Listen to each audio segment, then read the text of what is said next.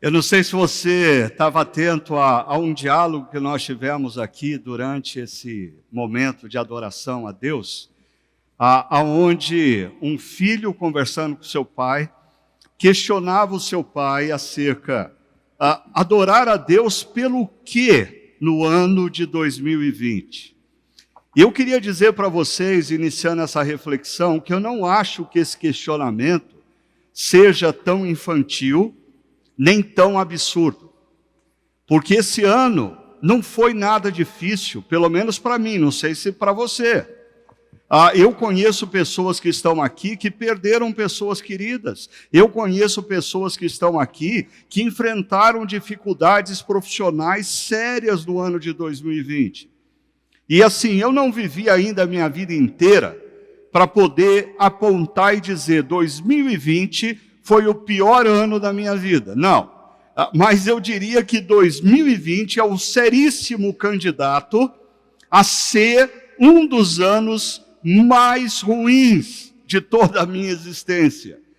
E deixa eu mostrar para você por quê. Primeiro, 2020, todos os meus planos foram frustrados. Tudo que eu havia planejado, seja na esfera pessoal, seja na esfera familiar, seja na esfera do ministério, da igreja, os meus planos para a Chácara Primavera, absolutamente tudo ruiu. Eu tive que descobrir caminhos completamente diferentes. Eu tive que readaptar a minha vida. Eu tive que jogar fora toda a agenda que eu tinha de um ano e reconstruir a minha agenda. Outra coisa, eu passei 4 meses sem saber o que era ver os meus netos e os meus filhos. 4 meses sem abraçar os meus filhos e os meus netos. Eu sei, alguns de vocês dizem que não sofreram esse ano, primeiro porque talvez desobedeceram o isolamento, ficaram fazendo luau todo sábado no quintal de casa ou coisa parecida. Eu sei que gente viveu assim. Ou se não, você não sofreu porque você é um ermitão, ou seja, você adora ficar sozinho. Por exemplo, para o meu filho Levi, esse tempo de isolamento não foi nada difícil, foi um paraíso para ele. Ele adora ficar em casa. Se você quer tirar o Levi da zona de conforto dele, é convidá-lo para sair, ir num restaurante, ir num shopping. Ele passou o ano em casa, ele está extremamente feliz. Agora, eu não. Eu sofri tanto com o isolamento e a distância dos meus netos e dos meus filhos, que isso aí é caso para os psicólogos aqui estudarem. Por 2 vezes eu estava trabalhando no meu escritório e, de repente, eu ouvi a voz dos meus netos me chamando no portão de casa. E eu levantei da minha cadeira e saí no quintal pensando, eles resolveram fazer uma surpresa para mim. E aí eu chegava no quintal, não tinha absolutamente ninguém no portão. Por 2 vezes eu ouvi a voz deles chamando pelo meu nome, de tanta saudade que eu estava dos meus netos.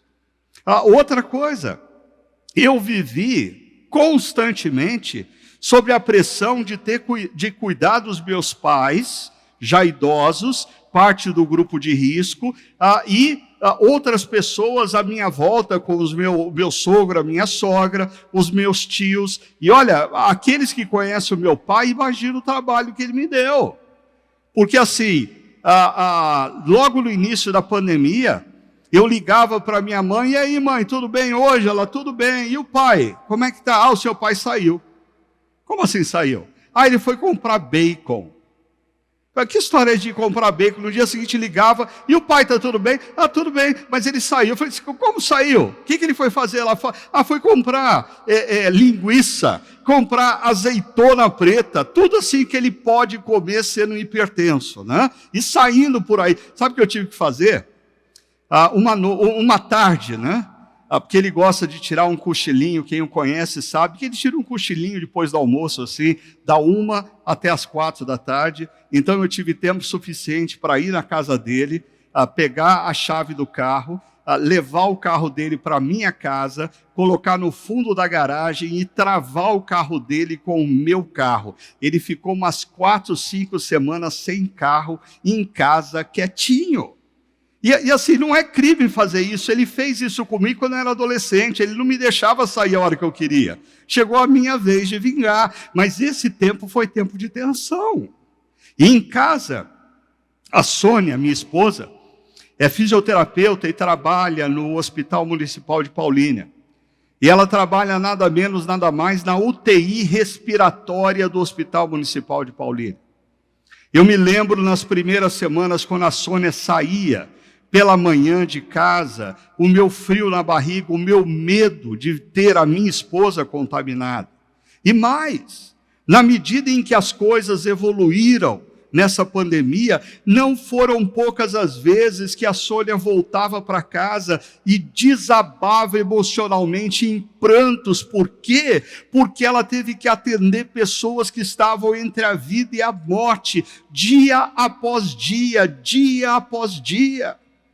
Nós, pastores, nós tivemos um período de algumas semanas que era coisa impressionante. Toda semana nós tínhamos de 4 a 5 mortes de pessoas que pertenciam à família de membros da chácara ou amigos que faziam parte da rede de membros da chácara. De 4 a 5 pessoas mortas e que colocavam famílias sofrendo, e nós tínhamos que interagir com tudo isso. Eu não sei quanto a você, mas assim, eu nunca vivi, num período tão curto de tempo, tantas mortes, e não só por Covid-19.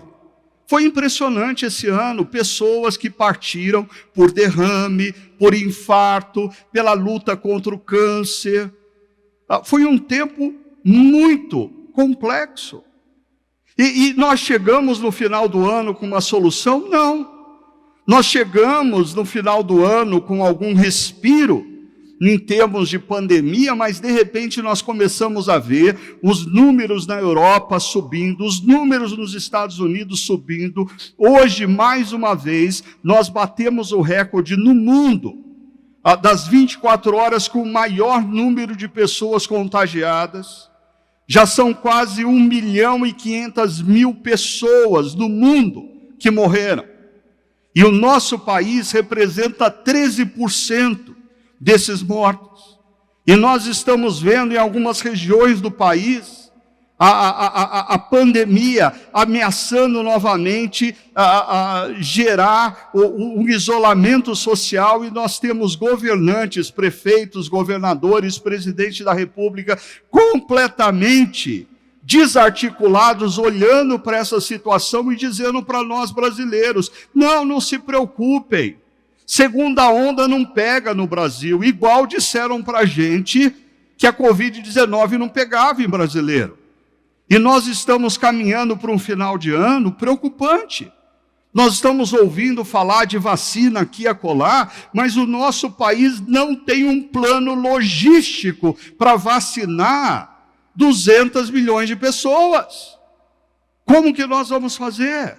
Até quando nós vamos ter que viver nesse medo, nessa dança de abre tudo, fecha tudo, abre tudo, fecha?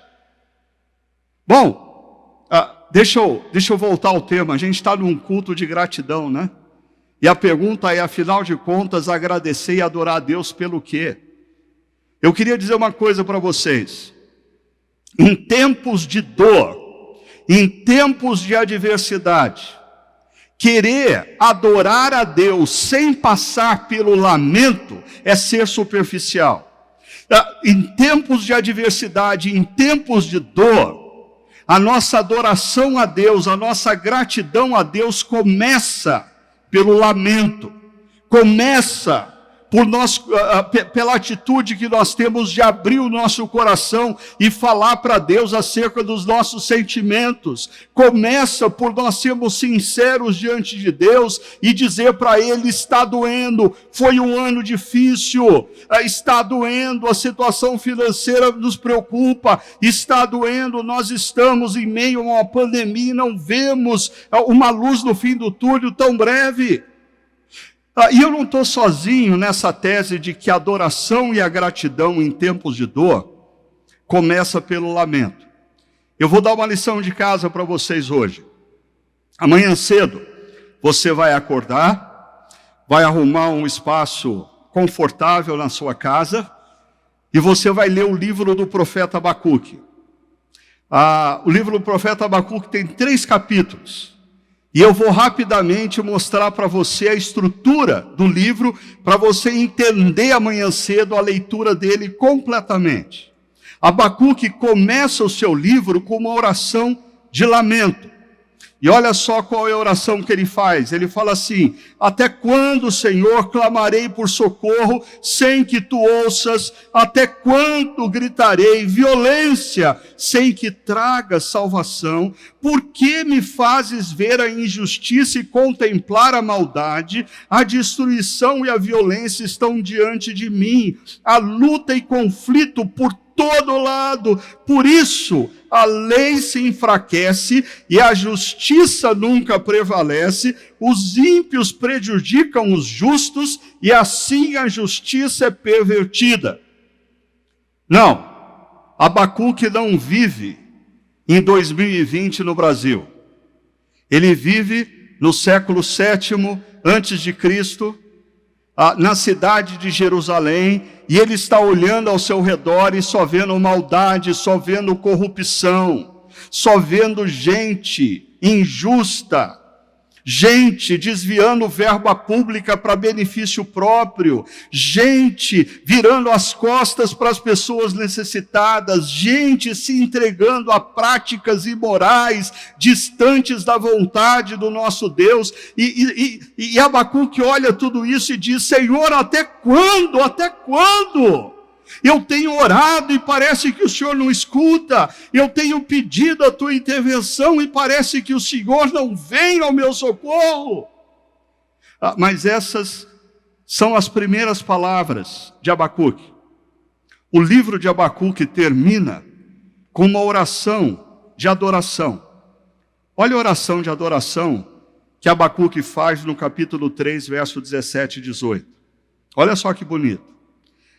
Mesmo não florescendo a figueira, e não havendo uvas nas videiras, mesmo falhando a safra de azeitonas, não havendo produção de alimento nas lavouras, nem ovelhas no curral, nem bois nos estábulos, ainda assim eu louvarei ao Senhor, eu exultarei no Senhor e me alegrarei no Deus da minha salvação.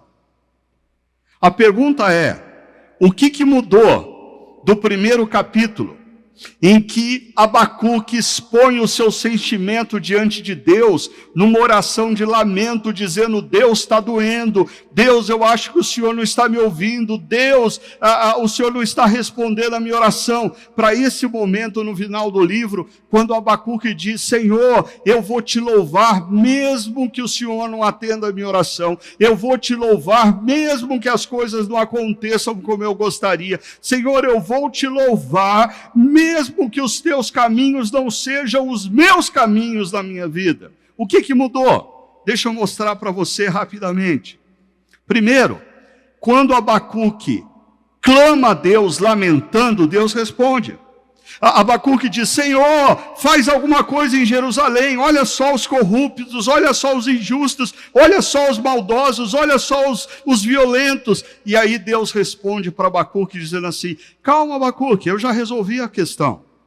Eu estou levantando um povo chamado povo babilônico, eles são cruéis e violentos, o exército deles já está vindo na direção de Jerusalém, e eu vou destruir Jerusalém.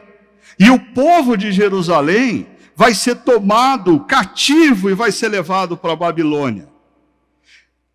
Eu não sei se você percebe, mas não era bem essa a resposta de oração que Abacuque esperava. Abacuque estava dizendo: Senhor, faz alguma coisa em Jerusalém. E aí Deus fala assim: eu vou fazer. Eu estou levantando um povo inimigo que vai devastar a cidade de Jerusalém e vai levar o povo refém para o cativeiro.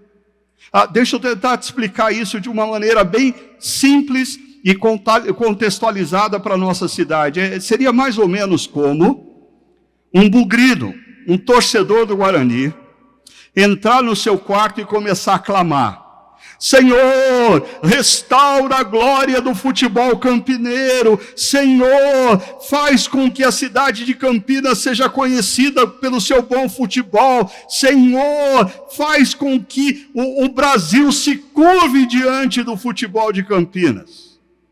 E Deus, na manhã seguinte, chamasse esse bugrino e falava assim: ok, eu ouvi sua oração.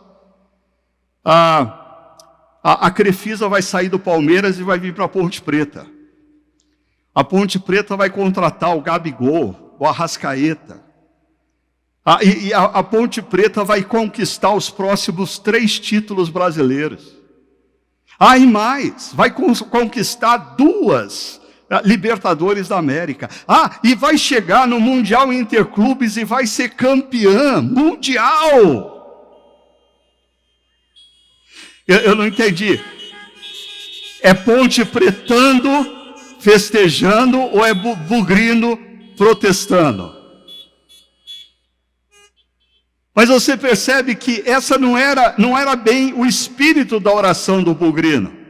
É mais ou menos o que Abacuque sente. Ele pede para Deus intervir, Deus mostra um caminho que não é bem o caminho de Abacuque. E Deus muitas vezes faz isso nas nossas vidas. A gente diz: Deus intervém, e Ele intervém, só que Ele intervém com um caminho diferente do nosso. A gente fala: Deus, cuida da minha vida. Ele fala: ok, eu vou cuidar. E Ele coloca um caminho que não era o caminho que a gente tinha planejado. E o que a gente faz? O que Abacuque faz em seguida? Ele questiona Deus. Ele diz: Deus, os babilônicos, Deus, o senhor não tinha uma ideia melhor, não? Deus, os babilônicos são muito pior do que a gente. Se o povo de Jerusalém é injusto, maldoso, corrupto, idólatra, imoral, o povo da Babilônia bate de 10-0 em injustiça, em corrupção, em imoralidade, Senhor. O senhor não tinha uma melhor ideia, não? E aí em seguida, Deus chama Abacuque para uma conversa.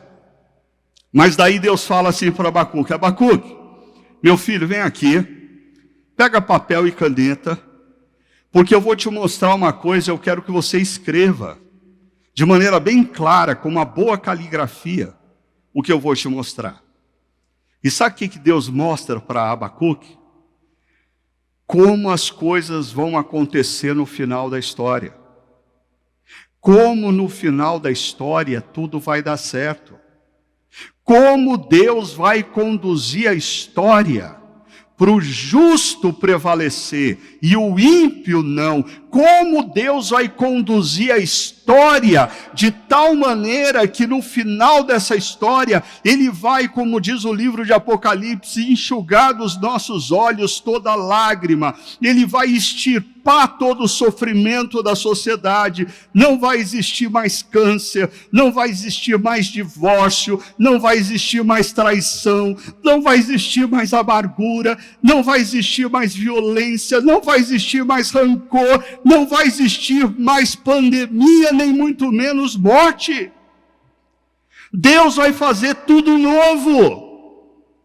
E da mesma maneira que João em Apocalipse vê o que vai acontecer no final, Deus dá a Abacuque o privilégio de ver o que vai acontecer no final.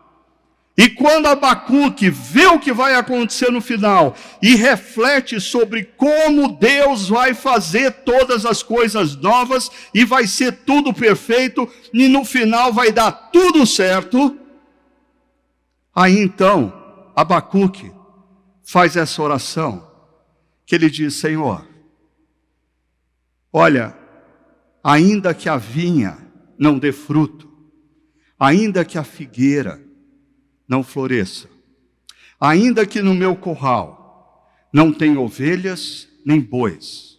Ainda que a minha plantação não dê a safra que eu esperava, ainda assim eu exultarei o Senhor.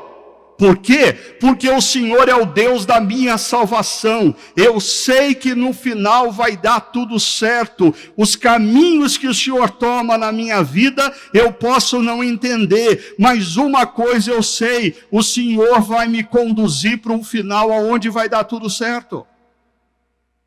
Isso me faz sempre lembrar, e alguns de vocês já estão cansados de ouvir a história que eu sempre conto do meu falecido amigo Davi Germano, que quando pequeno gostava de ler gibi à noite. Um dia a mãe dele foi no quarto dele e falou: menino, está tarde, para de ler, eu vou até o banheiro e quando eu voltar eu quero que você esteja dormindo. E o Davi entrou em crise porque ele estava lendo o gibi, bem no momento onde o super-herói dele estava amarrado na linha do trem, e a mocinha, a namorada do super-herói, estava gritando por socorro, e o trem estava vindo, e o Davi falou: como que eu vou fazer para dormir sem saber o que vai acontecer com o meu herói? E aí ele ouviu a mãe dele abrindo a porta do banheiro, e ele foi rapidamente para a última folha do gibi, e ele percebeu na imagem que o super-herói dele estava vivo, que a namorada do super-herói estava do lado dele, que tinha dado tudo certo. Ele fechou o gibi, jogou debaixo da cama, apagou a luz